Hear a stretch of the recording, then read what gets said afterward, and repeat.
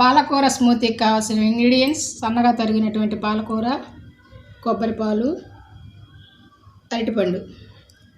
Mixie jar తీసుకొని అరటికాయ ముక్కలు, కొబ్బరి పాలు,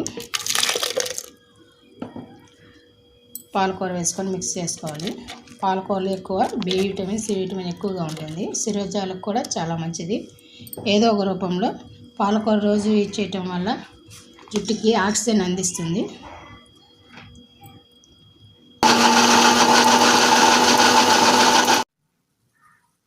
పాలకూర స్మూతీ రెడీ అయిందండి. దీన్ని ఒక గ్లాస్లో సర్వ్ చేసుకుందాం.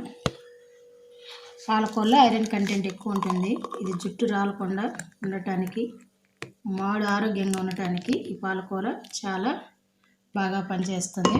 మనం కొబ్బరి పాలు కూడా యూజ్ చేసాం. పచ్చి కొబ్బరి చాలా మంచిది, జ్ఞాపక శక్తిని కూడా పెంచుతుంది.